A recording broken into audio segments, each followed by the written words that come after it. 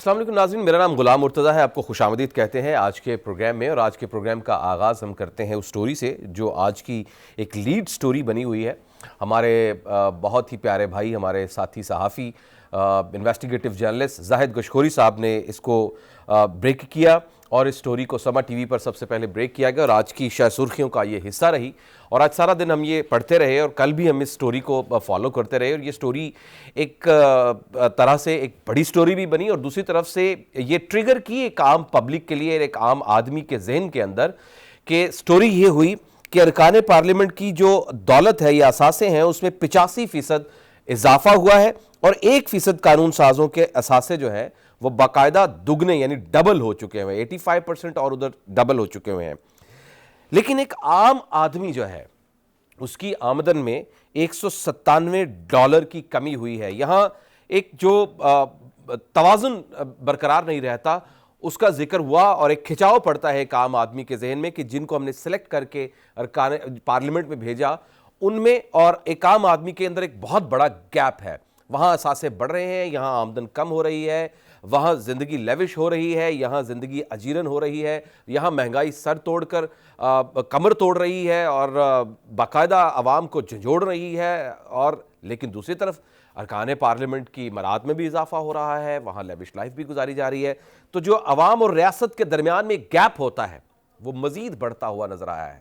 تو اسی کے لیے ہم نے اس سٹوری کو گریب کیا اور ہم نے اس سٹوری کو اس کے پرو اینڈ کونس ابھی آپ کو نہیں بتایا. میں چاہ رہا ہوں کہ زاہد گشخوری صاحب خود اس کے بارے میں بتائیں کہ ظاہر ہے ایف بی آر اور الیکشن کمیشن اس کا سورس ہے، یہیں سے یہ سٹوری ڈگ آؤٹ ہوئی ہوگی. لیکن پھر بھی زاہد گشخوری صاحب سے ہم جانیں گے کہ یہ سٹوری ایکچولی فلوٹ کیسے ہوئی، سٹارٹ کیسے ہوئی، ڈیٹاز جو ہے وہ کہاں سے جنریٹ ہوتے ہیں، اور جب اس کو کمپائل کیا گیا تو یہ سٹوری جنریٹ کیسے ہوئی، اور اب تک کے جو ان کے فیکٹس ہیں وہ ہیں کیا. آپ میرے ساتھ جڑے رہیے گا. زاہد صاحب جو بتائیں گے آپ کو وہ بڑے ہاربل ہیں. اس میں واضح طور پر نظر آ رہا ہے کہ جو ارکان پارلیمنٹ ہے، جو ہمارے پارلیمنٹ کے اندر موجود ہمارا فیصلہ کرنے والے ہیں، ہماری ریاست کا پوری کا، ہماری زندگیوں کا ایون، ان میں اور ایک عام آدمی کے درمیان میں کتنا بڑا گیپ ہے. تو ہمارے ساتھ موجود ہیں سینئر انویسٹیگیٹو جرنلسٹ زاہد گشخوری صاحب. زاہد صاحب بہت بہت شکریہ سر آپ کے وقت کا. آپ ہمیشہ ہماری رہنمائی فرماتے ہیں. نو ڈاؤٹ بہت زبردست سٹوریز آپ لے کر آتے ہیں اور یہ آپ کا خاصا بھی رہا ہے ماضی سے ہی، کئی سالوں سے، کئی بلکہ دہائی سے تقریباً سے ہم دیکھ رہے ہیں. زاہد صاحب یہ سٹوری ڈگ آؤٹ کیسے ہوئی اور ہم یہ کیسے سمجھیں کہ یہ سٹوری فلی پاورفل ہے اور یہ ڈینائبل نہیں ہے؟ زاہد صاحب دیکھیں مرتضیٰ صاحب، ایک تو تقریباً اس سٹوری کو 35 گھنٹے گزر چکے ہیں آئے ہوئے، اب تک کسی کی طرف سے ڈینائل نہیں آ سکا. اس کی وجہ یہ ہے کہ نہیں آئے گا. یہ فیکٹس پر بیس کرتی ہے اور یہ 49 ارب سے لے کر 91 ارب روپے گزشتہ 5 مالی سال میں اثاثے بڑھے ہیں، مجموعی طور پر 1170 ممبر پارلیمان کے. اور یہ وہ ریکارڈ پہ چیزیں ہیں جو کہ آلموسٹ ڈبل ہو گئے ہیں ان کے اثاثے. لیکن انٹیلیجنس ڈائریکٹوریٹ اور انویسٹیگیشن ڈائریکٹوریٹ ہے ایف پی آر کا، یا ایف پی آر یا الیکشن کمیشن آف پاکستان کی پولیٹیکل فائنینس ونگ ہے، یا دوسرے ادارے ہیں جو چھان بین کرتے رہتے ہیں اپنے بہاف پر پبلک آفس ہولڈر کے اثاثے. ان کا یہ خیال ہے، ان کا یہ کلیم بھی ہے، کیونکہ میں نے اس سٹوری پہ 1 سال لگایا ہے اور پھر یہ سٹوری پبلک ڈومین میں کل میں لایا ہوں اس کے فیکٹس. اور میں نے 50 سے زائد ممبر پارلیمان کو جن کے اثاثے غیر معمولی طور پر بڑھے تھے، اور ان میں سے زیادہ تر کو الیکشن کمیشن آف پاکستان اور ایف پی آر نے نوٹسز بھیجے تھے. یہ بھی کسی کو شاید معلوم نہیں، ان کو نوٹسز بھیجے گئے تھے، ان کو لکھا تھا کہ وہ یہ بتاتے ہیں کہ یہ 91 ارب نہیں، یہ 300 ارب سے زائد کی جائیدادیں ہیں جو بتائی نہیں گئی. بتائی گئی صرف 100% یا 85% اضافہ نظر آتا ہے. اس کا راویہ جو ہے وہ کہیں زیادہ ہے. اور 1 سال کی اب بات کر رہے ہیں؟ میں بات کر رہا ہوں 2014-15 سے 2019 تک کا جو مالی سال ہے موجودہ. اس میں 87% ممبران ایسے ہیں 1170 میں سے جو 9 سال سے پاکستان کی پارلیمان کا حصہ ہیں، چاہے وہ صوبوں کی پارلیمنٹس ہیں یا سینٹ آف پاکستان ہے یا نیشنل اسمبلی ہے. اب بات یہیں ختم نہیں ہوتی. ایک مثال میں آپ کو دے دیتا ہوں. جس طرح جام کمال خان ہیں بلوچستان کے سابق وزیر اعلیٰ, اس وقت آپ کو معلوم ہے وہ بھی پارلیمنٹ میں بھی ہیں اس وقت. ان کے 2015 سے 2019 جو مالی سال ہے ان کے اثاثے 376% بڑھے ہیں, 25 کروڑ سے بڑھ کر 1 ارب 30 کروڑ تک پہنچ گئے ہیں. اور یہ غیر معمولی اضافہ ہے. اور میں نے ان کو 2 بار لکھا تھا, کئی بار کانٹیکٹ کیا ہے کہ یہ غیر معمولی اضافہ ہے 5 سال میں. آپ کے باہر بھی اثاثے ہیں یو اے ای میں, آپ مجھے بتائیے. تو بہت سے لوگ ناراض ہو گئے.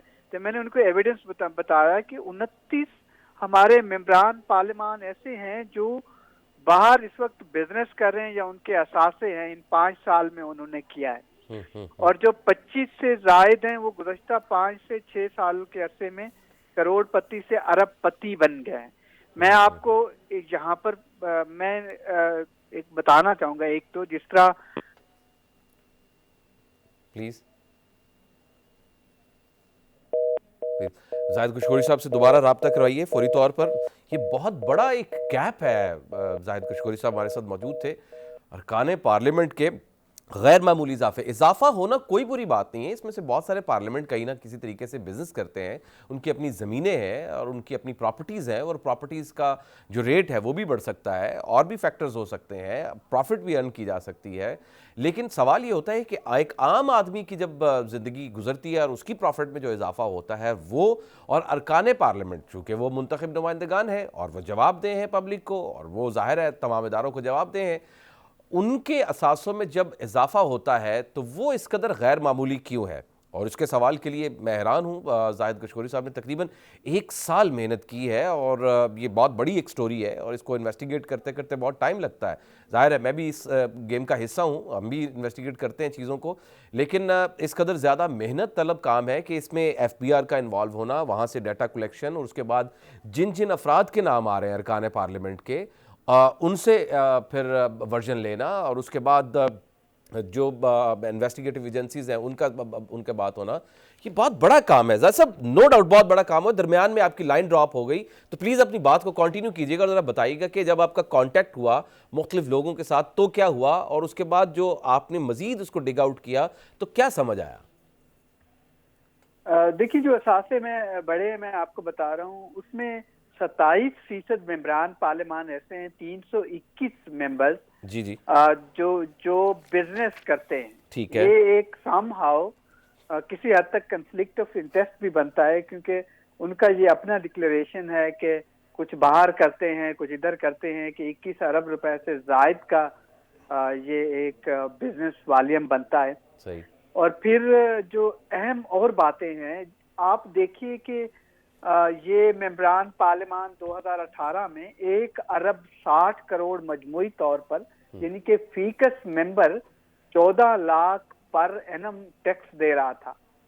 اور جب ان کے اثاثے بڑھے ہیں 2019 میں 79 ارب سے بڑھ کر 2018 میں 79 ارب سے بڑھ کر 2019 تک 91 ارب روپے ہو گئے, تو اسی سال ان کے ٹیکس دینے کا ریشو 62% کم ہوا ہے. یعنی ایک طرف اثاثے بڑھ رہے ہیں, ایک طرف ٹیکس کم ہو رہا ہے. یہ بھی 62% کم ہو رہا ہے. اور پھر میں نے یہ وجہ جاننے کی کوشش کی کہ ظاہر 2014 میں 49 ارب دکھایا گیا ہے مجموعی طور پر, اور پھر 2018 سے 19 کے درمیان عام پاکستانی کی انکم کم ہو رہی ہے. پاکستان کا جو اکنامک سروے ہے وہ یہ بتا رہا ہے کہ ایک پاکستانی کی اوسط انکم پر جو کیپیٹا انکم ہے وہ $144 کم ہوئی ہے. یعنی کہ عام پاکستانی 22 کروڑ عوام جو ہیں وہ غریب ہوئے ہیں, ان کا پیسہ کم ہوا ہے, جبکہ فی کس ممبر پارلیمان 1 کروڑ روپیہ, میں بتا رہا ہوں اگین 1 کروڑ روپیہ اس کی آمدنی بڑھی ہے. اور آپ کے 5 ممبران کروڑ پتی سے ارب پتی بن گئے. جس سے میں آپ کو پہلے مثالیں دے رہا تھا, سابق وزیر اعلیٰ جس طرح سے حیدر خان ہوتی ہیں, ان کی جو 247% آمدنی بڑھی ہے. وہ پہلے مثال کے طور پر اگر 24 کروڑ کے مالک تھے یا 34 کے, تو وہ بڑھ کے 1 ارب 20 करोड़ रुपए के मालिक हो गए। मोने सिलाई का मैं बता रहा था आपको, वो 62 करोड़ से या 64 करोड़ से निकल के 1 अरब 40 करोड़ तक पहुंच गए 2015 से 2019 तक। और ये एक लंबी लिस्ट है। जिस तरह से मिसाल के तौर पर खैबर पख्तूनख्वा के वजीर आला हैं, वो 2015 से 19 तक अपने असासे दिखाते हैं 2 अरब 40 करोड़ के। अगर आप उसके टैक्स क्रेडेंशियल देखें 2013-14 के, नील टैक्स है। और मैंने चीफ मिनिस्टर को लिखा भी था, मैं इन सब लोगों को इनका पॉइंट ऑफ व्यू ले चुका हुआ हूँ। और इसी तरह से आप अगर देखें, अख्तर मेंगल साहब हैं, उनके असासे 54% बढ़े हैं। उनको एक दुबई में शानदार फ्लैट गिफ्ट में मिला है। अब ये मालूम नहीं है, उनको भी मैंने लिखा था, उनकी तरफ से जवाब अभी तक नहीं आया। मोने सिलाई की तरफ से भी जवाब नहीं आया। फिर आप सनाउल्लाह ज़ेहरी को देखें, उनके असासे 200% बढ़े। गरीब तरीन पाकिस्तान का सूबा, उनके बड़े बड़े लोग, उनके इजाफे इतने, जिस तरह आप अब्दुल कद्दूस बिजंजो हैं जो कि वजीर आला हैं बलोचिस्तान के, वो अपने असासे दिखाते हैं कि जी 5 लाख हैं। 2015 में कहते हैं टोटल दौलत मेरे पास 5 लाख की है। ठीक है। और साथ ये भी बताते हैं कि कदूसी माइनिंग कंपनी, एक बड़ी बिजनेस जो माइन एक्सप्लोर करती है, वो उसके मालिक है। और फिर इसी तरह से 5 साल तक वो उनके असासे 5 लाख से 30 लाख तक होते हैं टोटल।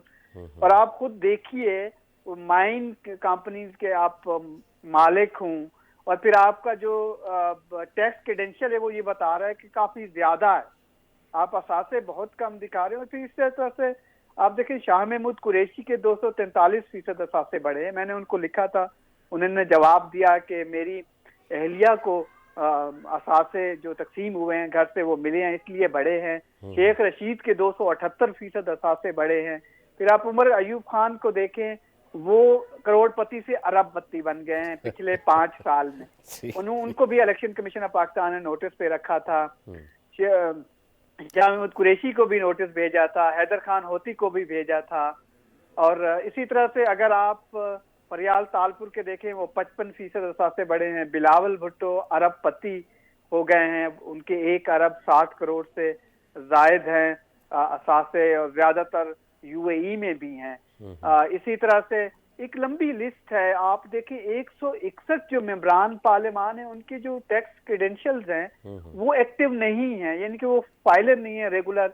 98 के करीब तो रजिस्टर्ड नहीं है टैक्स अथॉरिटीज के साथ, जिनका बिजनेस और असासों का वॉल्यूम 10 अरब बनता है। और तो इसमें कोई ऐसे भी हैं जो गरीब हैं, जिनके नहीं बढ़े हैं, कोई ऐसे भी लोग आपने इन्वेस्टिगेट किए हैं?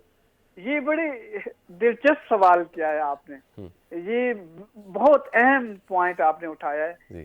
बहुत सारे लोगों ने दिखाया कि जिस तरह शाहिद खाका नबासी साबिक वजीर आजम है, उनके असासे 1 अरब 30 करोड़ से जायद थे आज से 4 साल पहले। और लेकिन उन्होंने दिखाया है अभी कि मेरे असासे सिर्फ अब 9 करोड़ बाकी रह गए हैं। तो ये एक दिलचस्प सी बात है। इसी तरह से डॉक्टर जो कि एमक्यूएम के लीडर हैं, वफाकी वजीर भी हैं, उनके 200% कम हुए हैं। और कुछ मियासम इकबाल हैं, उनके 5 साल में कोई तब्दीली नहीं हुई, बल्कि वो ये बता रहे हैं कि मैंने कोई 3 करोड़ 70 लाख जो है वो दिखाए हुए हैं, लाइबिलिटी दिखाई हुई है, असासे कम है, कर्जे ज्यादा है। मुराद राव सर हैं, वो ये बता रहे हैं कि 5 साल में उनके पास 54 लाख थे टोटल, और उसके बाद अब कम हो के 38 लाख बाकी बच गए हैं। मुराद रास ने 2019 में टैक्स अथॉरिटीज बता रही हैं 2000 टोटल टैक्स दिया है। 2013 में उन्होंने 12,000 टैक्स दिया था।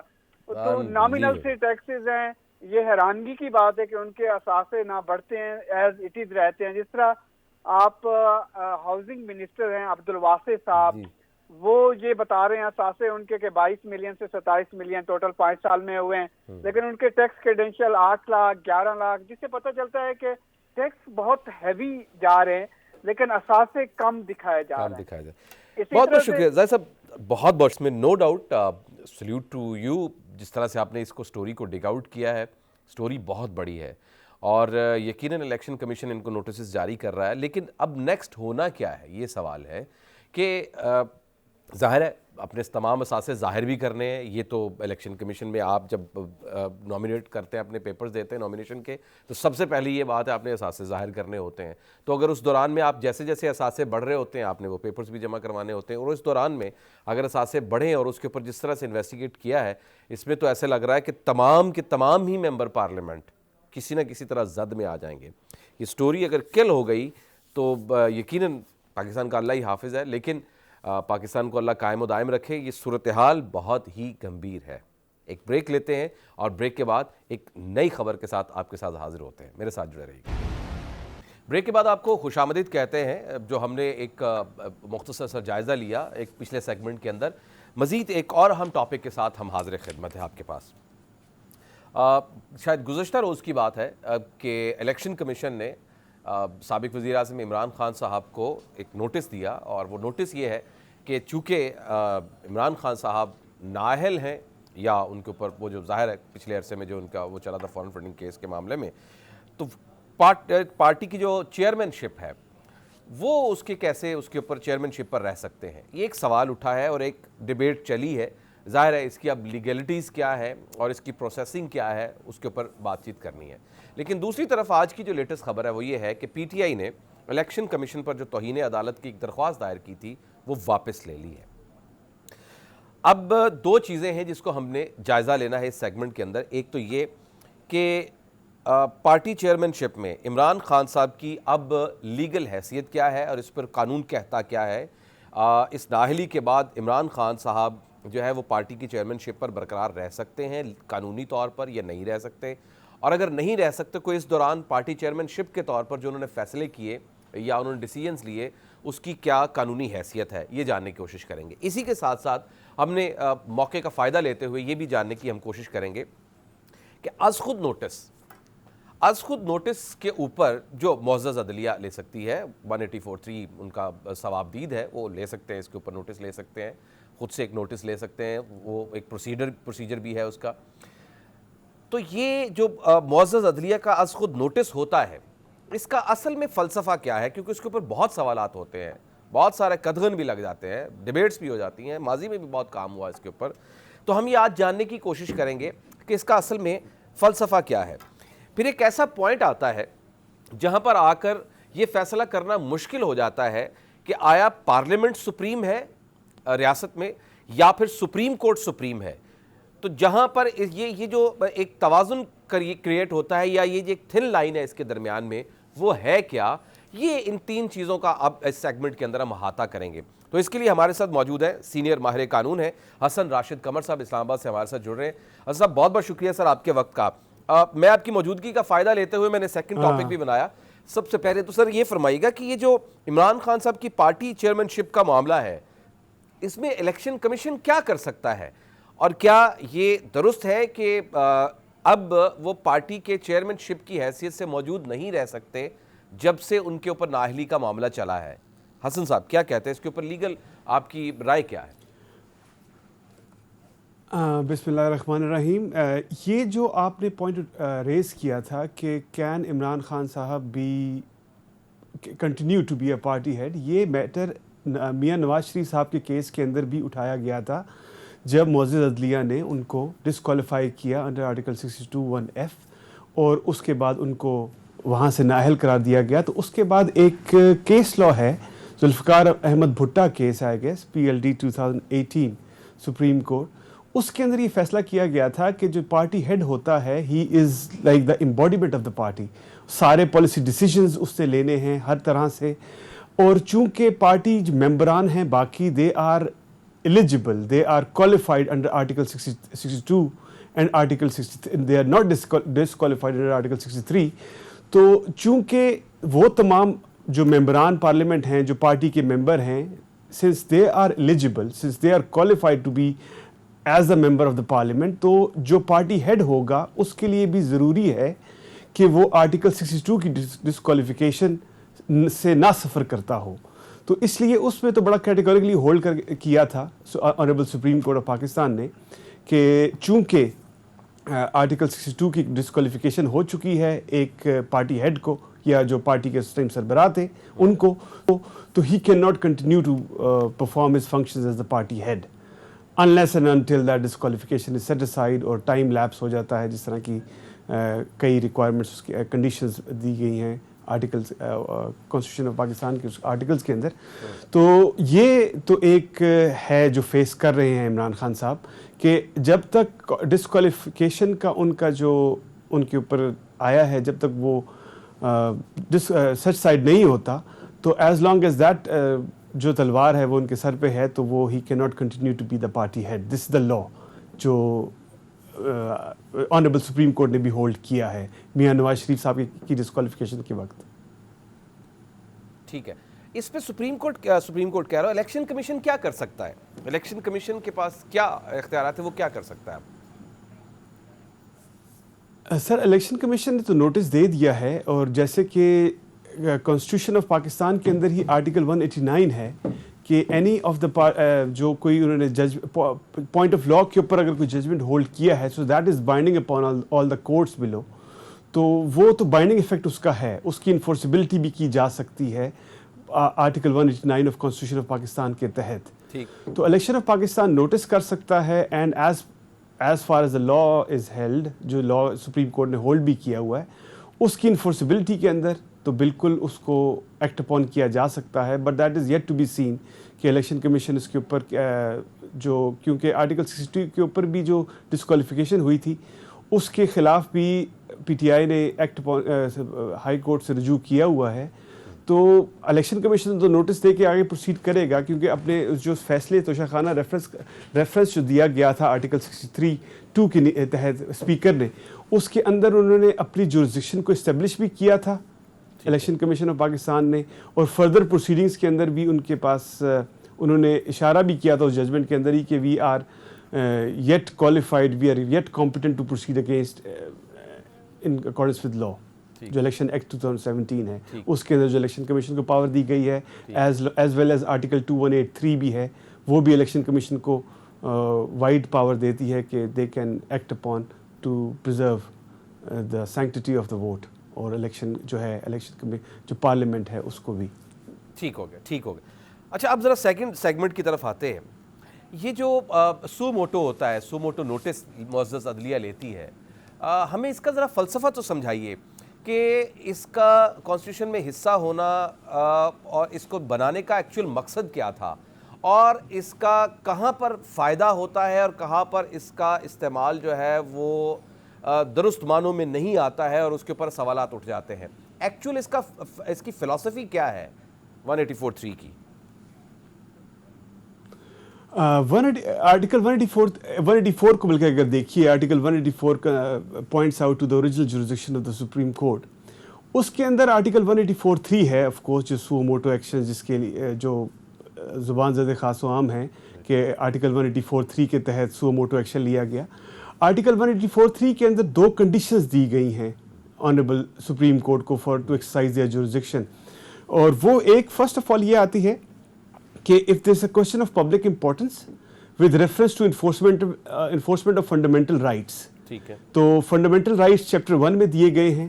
کیا ان کی انفورسمنٹ کے لیے کوئی بندہ اگر رجوع کرتا ہے آنریبل سپریم کورٹ کو, ایک تو first of all it has to be of public importance, secondly enforcement of fundamental rights, and thirdly in دو اگر یہ کنڈیشن سیٹسفائی ہوتی ہیں تو آنریبل سپریم کورٹ کے پاس پاور ہے 184(2) کے اندر to pass a declaratory judgment. Definitely. ٹھیک ہے.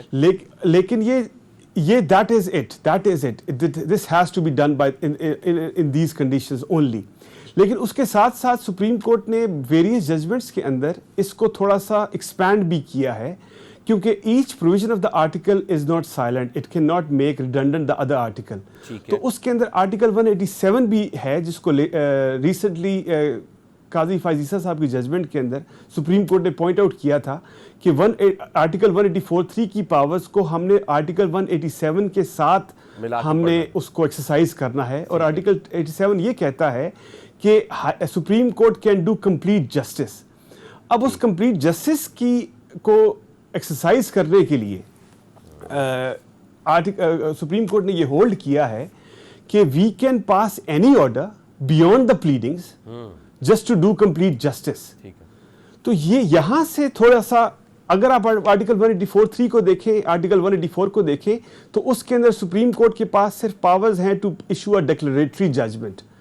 لیکن جو دوسری آرٹیکل 187 کو اگر ساتھ پڑھا جائے اس کے، تو اس کے اندر سپریم کورٹ کی پاس پاور ہے to do the complete justice as well. تو اس کی وجہ سے آرٹیکل سپریم کورٹ کی پاورز کو ایکسپینڈ ہے. اس میں پبلک امپورٹنس کی بات ہوئی ہے. When we read it, without prejudice to the provision of Article 199, the Supreme Court shall, if it is considered that a question of the public importance with reference to the enforcement of any of the fundamental rights. اب fundamental rights کی بات تو ہو گئی، لیکن اس میں یہ decide کیسے ہوتا ہے کہ یہ پبلک انٹرسٹ کی بات ہے یا پبلک امپورٹنس کی بات ہے جس کے اوپر سو موٹو لینا ضروری ہے؟ یہ کیسے ڈیسائیڈ ہوتا ہے؟ پبلک امپورٹنس اور انفورسمنٹ آف فنڈامنٹل رائٹس، یہ دونوں چیزوں کو دیکھنا ضروری ہے. جی. لیکن جس طریقے سے آپ ابہام پایا جاتا ہے کہ ہم نے اگر کانسٹیٹیوشن کو ہی لے کے چلنا ہے تو there are 3 pillars of the state. One is the executive, one is the parliament and one is the judiciary. اگر وہاں سے دیکھا جائے تو جوڈیشری کی پاور صرف ہے انٹرپریٹیشن آف لا کی حد تک. لیکن جب آپ اس کو آرٹیکل 184 کے ساتھ ملائیں گے تو وہ یہ بھی کہیں گے کہ جناب it's just not about interpretation of law, it's also about enforcement of fundamental rights. تو یہ جو بل آف رائٹس کی انفورسمنٹ کے لیے ہے، اس کی وجہ سے سپریم کورٹ کی کئی دفعہ جو ڈیکلریٹری ججمنٹ سے کئی دفعہ آگے نکل جاتی ہے بات. لیکن یہ ابہام ہی ہے، although کہ اس کے اندر اگر آپ دیکھیں سپریم کورٹ نے خیر کچھ سو موٹو پاورز ایسے بھی لیے جس میں کوئی تھوڑا سا ریسنٹ پاس میں اگر آپ چلے جائیں تو کوئی ایسا ایریا آف ایگزیکٹو نہیں تھا جس کے اوپر سو موٹو ایکشن لیا گیا ہو. جی ہاں، جس کے اوپر، لیکن اس کو اگر آپ دیکھیں فنڈامنٹل رائٹس کے ساتھ دیکھا جائے تو اس کے اندر سپریم کورٹ نے اپنے آپ کو جسٹیفائی بھی کیا ہے ان دوز ججمنٹس کہ this was the issue of enforcement of fundamental rights, hence we exercise this power. تو سپریشن آف پاور کو دیکھیں، سپریشن آف پاور کے ساتھ کئی دفعہ لگے گا کہ سپریم، مطلب ایز لے مین لینگویج کی میں بات کر رہا ہوں، لے مین آدمی کی میں بات کر رہا ہوں، تو وہ بالکل کہیں گے کہ جناب کہ سپریم کورٹ نے یہ ایگزیکٹو کے کو چلے گئے کی پاورز کو انٹروین کر لیا. یاد ہے اس کے اوپر بات چیت بھی ہوئی، وہ یہ ہوئی کہ جب بھی 184(3) کا یا 184 کا یوزج ہوگا تو یہ چاہیے، یہ ضروری نہیں ہے، ظاہر لا نہیں ہے اس کے اوپر، کوئی ایسا کانسٹیٹیوشن نہیں ہے کہ ججمنٹ کے اندر یہ ضرور لکھا جائے کہ کس بنیاد پر 184 لیا گیا، کیوں یہ پبلک امپورٹنس کی بات ہو رہی تھی اور جس کی وجہ سے کسی نے اس کے اوپر کام نہیں کیا تو اس میں عدلیہ کو انٹروین کرنا پڑا. کیا ایسا کوئی پریسیڈنٹس ہے جس میں یہ ذکر کیا گیا ججمنٹ میں اور یہ ضروری ہونا چاہیے آپ کے خیال میں؟ نہیں، بے تحاشا ججمنٹس ہے جس میں سپریم کورٹ نے باقاعدہ اس بات کو ایکسپلین کیا یا اپنے ججمنٹس کے اندر اس کو نوٹ ڈاؤن کیا کہ جی these were the complications which were being handled at the relevant time, اور یہاں پہ فنڈامنٹل رائٹس کی وائلیشن ہو رہی تھی. hence this power under article 184(3) was exercised اور سو موٹو jurisdiction کو ایکسرسائز کیا گیا to undo that wrong. بالکل ایسی ججمنٹس موجود ہیں جس میں سپریم کورٹ نے یہ اشارہ بھی کیا کہ why it was incumbent upon them to adjudicate upon it and to issue a judgment, issue a declaratory judgment in fact as per the constitution. ٹھیک ہے. اب مجھے یہ بتائیے کہ عمومی طور پر یہ بہت جگہوں پر سوال ہو جاتا ہے کہ ہم سپریم کسے کہیں، پارلیمنٹ کو سپریم کہیں یا سپریم کورٹ کو سپریم کہیں، یا یہ ڈیپینڈ کرتا ہے کہ اس وقت کی سچویشن کیا ہے یا اس وقت کے ڈیسیجنز کیا ہے، جس میں کئی بار سپریم کورٹ سپریم ہوتی ہے، کئی بار پارلیمنٹ سپریم ہوتی ہے. یہ کیسے آئیڈینٹیفائی ہوتا ہے؟ کیا اس کے درمیان میں ایک لائن ڈرا ہو سکتی ہے یا ہو چکی ہوئی ہے؟ اگر آپ کانسٹیٹیوشن کو ہی دیکھیں، کانسٹیٹیوشن کا ہی ملاحظہ کریں تو اس کے اندر سپریشن آف پاور کو بڑا اپہولڈ کیا گیا ہے کہ ہر ادارے کی اپنی ایک ڈومین ہے جس کو اس نے فالو کرنا ہے اور جس سے اس کو ایکٹ اپون کرنا ہے.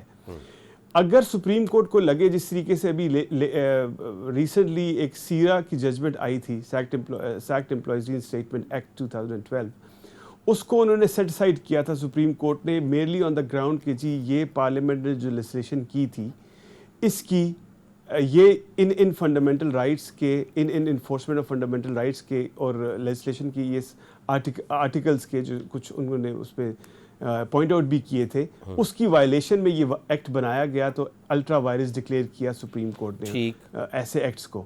تو اگر دیکھا جائے تو ادارے تو ان کی سپریشن آف پاورز بھی ہیں، اور ان کی جو پاورز بتائی گئی ہیں کہ یہ ڈومین ہے، کانسٹیٹیوشن نے تو اس کو بالکل ایک جامع انداز سے ہولڈ آؤٹ کر دیا ہے. بٹ ونس سپریم کورٹ کے بعد وہی 184(3) کے اندر جو ان کو پاورز دی گئی ہیں کہ اگر انفورسمنٹ آف فنڈامنٹل رائٹس ہیں جہاں پہ پبلک امپورٹنس ہیں، then we will intervene, and that supreme court has done it on various occasions in Pakistan quite recently as well, اور ایور سنس 2008 آئی گیس یہ کافی ایکسرسائز یہ جورسڈکشن سپریم کورٹ نے exercise کی ہے. بالکل ٹھیک ہے، لیکن ہاں of course as you are seeing separation تو موجود ہے. سپریشن موجود ہے. صاحب بہت بہت شکریہ. میں اور بھی کچھ چیزیں آپ سے جاننا چاہتا تھا. مختلف پروگرامز میں ہم آپ گاہے بگاہے بلاتے رہیں گے، آپ کی لیگل اوپینینز ہم لیتے رہیں گے. اچھی آپ کی ایکسپرٹیز ہے، بڑی اچھی خاصی گرپ ہے آپ کی کانسٹیٹیوشن کے اوپر. بہت شکریہ فی الحال کے لیے. ایک بریک ناظرین لیتے ہیں، اور بریک کے بعد ایک اور نئی سٹوری کے ساتھ حاضر ہوتے ہیں. بریک کے بعد حاضر ہوتے ہیں. بریک کے بعد آپ کو خوش آمدید کہتے ہیں. پاکستان کا جو سیاسی منظرنامہ ہے، اس کا جو اس وقت محور بنا ہوا ہے، وہ یا تو وفاق ہے اور یا پھر پنجاب ہے.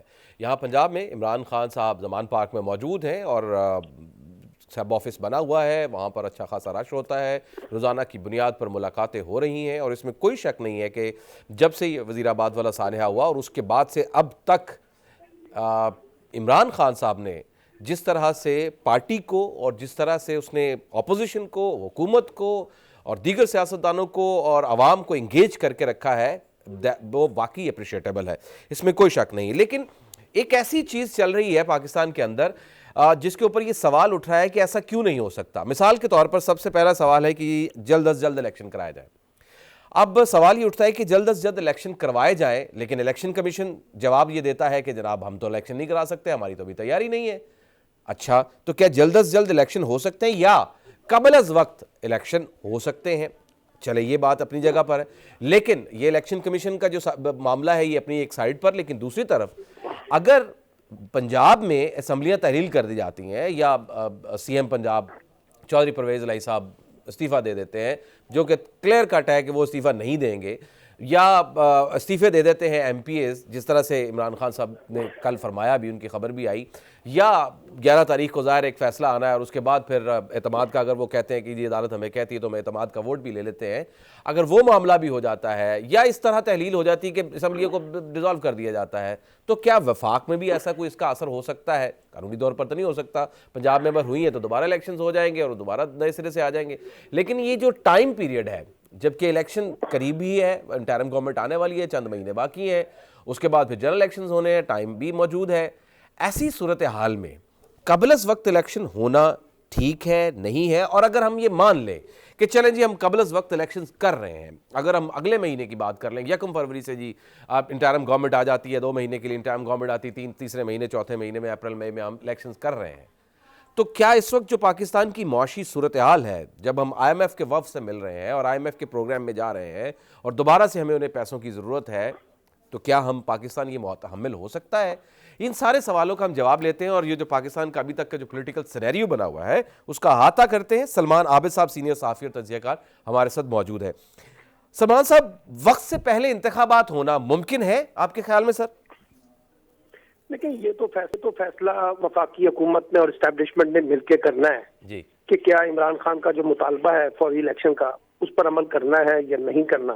لیکن اگر آپ میری رائے لیں تو پاکستان کا جو حالیہ سیاسی بحران ہے اس کا واحد حل جو ہے وہ نئے انتخابات ہیں، کیونکہ جب تک نئے انتخابات نہیں ہوں گے اس وقت تک یہ سیاسی بحران نہ ختم ہوگا اور نہ اس کے نتیجے میں معاشی بحران ختم ہوگا. کیونکہ جو غیر یقینی کیفیت ہے سیاست کے اندر یا صورتحال ہے، اس کے خاتمے کے بغیر نہ تو سیاست اسٹیبلش ہوگی نہ اکنامک اسٹیبلش ہوگی. اور اسی لیے میں کہتا ہوں کہ اگر یہ انتخابات اکتوبر 2023 میں بھی ہوں گے تو پھر پاکستان کو یہ مہاجرائی جو ہے سیاسی اور معاشی بنیادوں پر دیکھنی پڑے گی. ابھی بھی آپ دیکھیے کہ آئی ایم ایف بھی ایک بات کر رہا ہے اور سعودی عرب کے دورے میں بھی آرمی چیف کے سامنے جو بات رکھی گئی ہے وہ یہی رکھی گئی ہے کہ آپ اپنے ملک میں جا کے پولیٹیکل سٹیبلٹی کو انشور کریں، ٹھیک ہے، اور پولیٹیکل سٹیبلٹی کو انشور کیے بغیر اکنامک سیکیورٹی ممکن نہیں ہے، ٹھیک ہے۔ تو اب یہ فیصلہ تو اسٹیبلشمنٹ نے کرنا ہے اور حکومت نے مل کے کرنا ہے۔ حکومت کو تو الیکشن سوٹ نہیں کرتا، لیکن اسٹیبلشمنٹ کو یہ بات ذہن میں رکھنی ہوگی کہ مسئلے کے اگر حل کی طرف جانا ہے تو آپ کو نئے انتخابات کا راستہ اختیار کرنا ہوگا، اور جتنی اس نئے انتخابات میں تاخیر ہوگی اتنی ہی ہمارے پاکستان میں جو سیاسی مہاجرائی ہے یا ٹکراؤ کی جو سیاست ہے وہ بدستور جاری بھی رہے گی اور اس میں اور زیادہ بگاڑ۔ لیکن سلمان صاحب، یہاں تو رویہ یہ ہے کہ جو جیتا وہ سب کچھ ٹھیک، جو ہارا اس کے مطابق دھاندلی بھی ہو گئی، اس کے مطابق کرپشن بھی ہوگی، اس کے بعد سیٹلمنٹ بھی ہوگی اس کے مطابق۔ یہ تو مہاجرائی جس طرح سے ہم دیکھ رہے کئی دہائیوں سے تو چلتی جائے گی اسی طرح ہی، یہ تو اسی طرح معاملہ رہے گا۔ یہاں پر اب جب زیادہ ذمہ داری تو اسٹیبلشمنٹ کے حلقوں پر آتی ہے کہ جیسے انہوں نے خود اعلان کیا ہے کہ وہ اے پولیٹیکل ہو گئے ہیں، اور اگر وہ واقعی اے پولیٹیکل ہو گئے ہیں تو ملک میں شفاف انتخابات کو انشور کرنا بھی ان کی ذمہ داری ہے، اور جو ہمارے ہاں ماضی میں سیاسی انجینئرنگ کا کھیل کھیلا جاتا رہا ہے وہ ختم ہونا چاہیے، لیکن انفارچونیٹلی وہ ختم نہیں ہو رہا۔ سلمان بھائی کس میں سوال آتا ہے جب ہم ڈیبیٹ کرتے ہیں، I'm sorry to cut you، لیکن ہم جب بیٹھے ہوتے ہیں بات کرتے ہیں کہ جی جناب الٹیمیٹلی ذمہ داری اسٹیبلشمنٹ کے اوپر آ رہی ہے، تو پھر اسٹیبلشمنٹ کے سر پر اگر ذمہ داری آ رہی ہے تو وہ اے پولیٹیکل کیسے ہو سکتی ہے؟ وہ تو کسی نہ کسی طریقے سے انگیج ہوگی۔ نہیں دیکھیں نا ذمہ داری کیا ہے، اگر ذمہ داری یہ ہے کہ انہوں نے اپنی مرضی کی حکومت بنانی ہے، اپنی مرضی کے نتائج حاصل کرنے ہیں، تو ایک اور سوال پیدا ہوگا۔ اگر ذمہ داری یہ ہے کہ وہ اس بات کو انشور کریں گے کہ نہ سیاسی انجینئرنگ ہوگی اور نہ الیکشن کی شفافیت پہ کوئی سوال آئے گا، اور وہ انشور کریں گے کہ الیکشن شفاف ہونا چاہیے، تو پھر ان کا رویہ دوسرا ہوگا۔ بالکل ٹھیک۔ لیکن اب ہو کیا رہا ہے، سپورٹو ہو سسٹم کے لیے، سپورٹو رول، لیکن اب کیا ہو رہا ہے، اب یہ دیکھا جا رہا ہے کہ جیسے کراچی میں ایم کیو ایم کو اکٹھا کرنے کی کوششیں کی جا رہی ہیں، جی ہاں، پنجاب میں ایک نئی کنگز پارٹی بنانے کی باتیں ہو رہی ہیں، علیم خان، جہانگیر ترین، چودھری سرور کو ملا کر آصف علی زرداری صاحب جنوبی پنجاب کے الیکٹیبلز کے ساتھ مل کر ایک گروپ بنانا چاہتے ہیں۔ تو اگر ان سارے کھیل کے پیچھے اسٹیبلشمنٹ اگر ہے تو پھر سوال یہ ہوا کہ وہ پھر سیاسی مداخلت ہوگی، اور اگر نہیں ہے تو پھر اسٹیبلشمنٹ کو واضح پیغام دینا چاہیے اس طرح کی تمام چیزوں سے ہمارا کوئی تعلق نہیں ہے، ایک بات۔ پھر یہ جو خاص طور پہ ہمارے ہاں بلا وجہ سیاسی جماعتیں اسٹیبلشمنٹ کو انگیج کرتی ہیں سیاسی معاملات میں، مثلا رانا ثناء اللہ صاحب کہتے ہیں کہ حکمران اتحاد سمیت اسٹیبلشمنٹ نے طے کر لیا ہے کہ عمران خان کے ساتھ سب سلوک کیا جائے گا یا ان کو دیوار سے لگایا جائے گا، تو ایسی باتوں پر اسٹیبلشمنٹ کو جواب دینا چاہیے کہ ہمارا کوئی ایسا ایجنڈا نہیں ہے۔ ٹھیک ہے، تو میں اس لیے کہہ رہا ہوں کہ یہ ساری جو کرٹیسزم ماضی میں اسٹیبلشمنٹ پہ ہوتا رہا ہے اس سے بچنے کے لیے ضروری ہے کہ اسٹیبلشمنٹ کو اس دفعہ ایک ذمہ دارانہ کردار ایسا ادا کرنا ہے جس پر لوگ ان پر انگلیاں نہ اٹھا سکیں۔ لیکن اس میں سسٹم کا بھی تو ایک رول ہے نا، اس میں تو سلمان بھائی سسٹم کا بھی ایک رول ہے نا۔ مثال کے طور پر ہم سسٹم کی بات کر لیں کہ الیکشن کمیشن، مثال کے سلمان بھائی اگر ہم الیکشن کمیشن کی بات کر لیں تو ہم الیکٹرانک ووٹنگ کی طرف جاتے ہیں تب کچھ سوالات اٹھتے ہیں، پھر ہم فارم 45 47 کی طرف جاتے ہیں تو پولنگ ایجنٹ اور جو پولنگ اسٹیشن کے ہیڈ ہوتے ہیں اس وقت پریزائڈنگ آفیسر ہوتے ہیں، اس کے اوپر ایک سسٹم کے اوپر سوال آ جاتا ہے کہ اس میں بھی رد و بدل اور اس میں بھی معاملات، پھر ہمارے جو ووٹس ہوتے ہیں وہ سیلڈ ہوتے ہیں، وان سیلڈ ہو جاتے ہیں، گم ہو جاتے ہیں۔ یہ جو ایک سسٹم ہے یہ بھی تو خراب کرتا ہے، لیکن ساتھ میں دوسرا سوال بھی ہے۔ دیکھیں بات یہ ہے کہ ایک ہے سسٹم کی ناکامی، ٹھیک ہے، یا سسٹم کی فیلئر۔ 100% تو ہمارے سسٹم میں ٹرانسپیرنسی دنیا میں کہیں نہیں ہے، تو ہمارے میں نہیں ہے، بالکل صحیح ہے، ٹھیک ہے، لیکن ایک ہے جس میں آپ جان بوجھ کر انتخابی نتائج کو اپنے حق میں کسی کی مخالفت میں کھیلنا چاہتے ہیں، ٹھیک ہے، وہ کھیل تو ختم ہونا چاہیے کم از کم۔ درست ہے، جب آپ لیول پلینگ فیلڈ کی بات کر رہے ہیں، نیوٹرلٹی کی بات کر رہے ہیں، ٹرانسپیرنسی کی بات کر رہے ہیں، تو پھر ان سیاسی عمل کے اندر سیاسی مداخلت اور سیاسی انجینئرنگ نہیں ہونی چاہیے، میرا موقف یہ ہے۔ درست ہے، اس لیے یہ ذمہ داری میں نے اس لیے کہا ہے کہ یہ اسٹیبلشمنٹ پہ زیادہ عائد ہوتی ہے، کیونکہ جنرل باجوہ صاحب اپنی اختتامی تقریر میں تو یہ کہہ کے گئے نا کہ ہم یہ پولیٹیکل ہو گئے ہیں اور ہم نے ماضی کی غلطیوں سے سبق سیکھ لیا ہے کہ سیاسی مداخلتوں کا کوئی اچھا نتیجہ نہیں نکلتا۔ تو اب یہ سارا گیم جو ہے نا اس وقت جو قومی سیاست چل رہی ہے اس میں میں سمجھتا ہوں کہ اسٹیبلشمنٹ کا رول بہرحال بہت امپورٹنٹ ہے۔ نہیں تو کیا یہ ممکن ہے ہماری سوسائٹی کے بیہیویئر میں، سلمان بھائی کیا ہمارے ممکن ہے کہ اسٹیبلشمنٹ بالکل نیوٹرل ہو جائے اور جو پولیٹیکل سسٹم ہے وہ چلتا جائے؟ ہماری سوسائٹی کے رویوں میں ہے یہ؟ ابھی دیکھیں نا ایک ڈیولپمنٹ تو ہوئی ہے نا کہ 5 سال کی حکومتیں چل رہی ہیں، ٹھیک ہے، اگر 5-5 سال سے وزیر اعظم نہیں چل رہے، 5-5 سال سے وزیر اعظم نہیں چل رہے، لیکن حکومتیں چل رہی ہیں، تو ایک اصلاح تو ہو گئی ہے نا.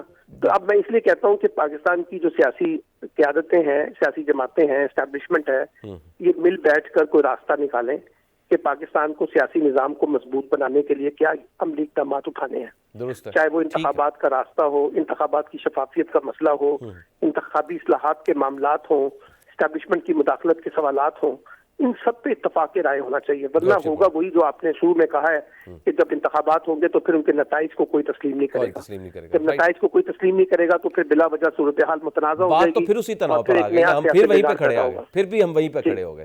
بہت شکریہ سلمان، بہت شکریہ، آپ ہمیشہ ہماری رہنمائی فرماتے ہیں. یہ ہے جناب اب تک کی صورتحال.